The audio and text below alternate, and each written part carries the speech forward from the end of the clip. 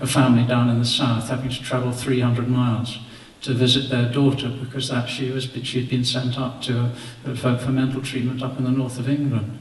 Apps that you can get, so you can bypass the NHS queues that have been deliberately created by the policy.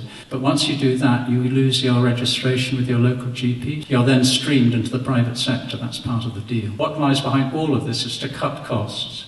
It's to shrink the NHS and create the space for the private corporations to move in. Particularly surprising was the actual cost of privatisation. I mean, I've been conservative in those figures. I think I put 7 billion, but in fact, I was just reading the other day Allison and Peter's estimate, and they put it at between 9 billion and 25 billion.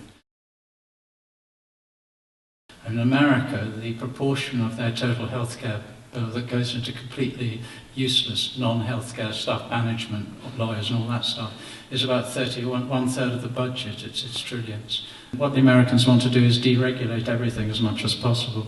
We have much higher standards of regulation. I was in South Kent Tube the other day. There's a huge billboard, you know, for your local urgent care centre, and who was the name at the bottom? It was Health Corporation of America. Doctors in Fulham, and also here possibly in Brighton, the doctors were being encouraged to, rather than refer their patients direct to the local hospital for what they considered they needed, to use the referral service, so-called.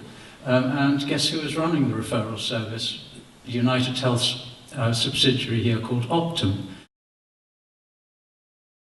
Between 1948 and 1990, when the first legislation was brought in to privatise the NHS, you can see the graph, it's very clear, it's 3.5% to 5% is the proportion of management costs.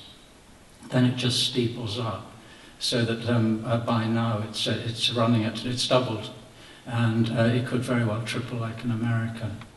I underestimated the figures, by the way, of the cost of bailing out the banks. At its maximum, it was actually £1.16 trillion.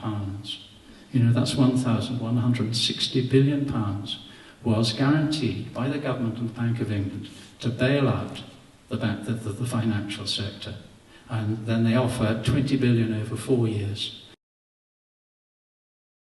A lot of campaigners suffer serious physical and mental stress. They work non-stop because there's so much stuff to catch up with all the time.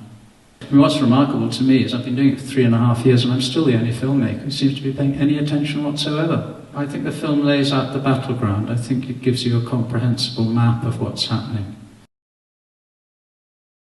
By selling £10 billion worth of land and property. Well, that land and property is needed for expanding demand. It's needed for say, cheap lodgings for nurses. It's needed for extra operating facilities. But they're about to flog off large swathes of it.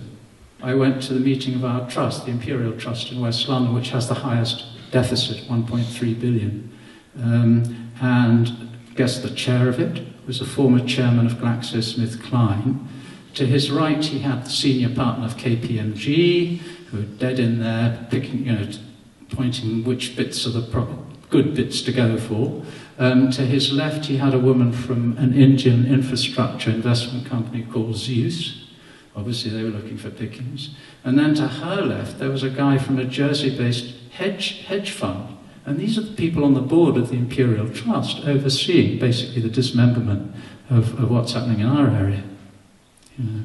And you can look around, you should go and question who's like, look at who's on the boards of your local trust. Just look at it. Go and find out. When the government says, oh, it's only 7% of the budget is going into hiring private services, what they're not telling you is the deep structure that's been penetrated.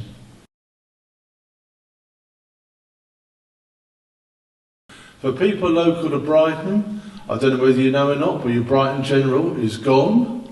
It's going, it's been made into housing. They're building a small little section of it, which is where we call the Sussex Orthopaedic Centre, is going to be knocked down, and they're going to put a small unit there.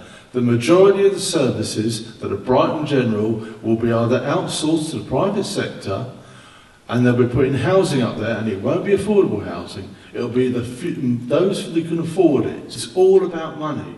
That is your money, that is your taxes, that is your buildings going into private pockets. That's why it's wrong, that's why it's morally wrong, that's why it's important to see these films. Tell your friends.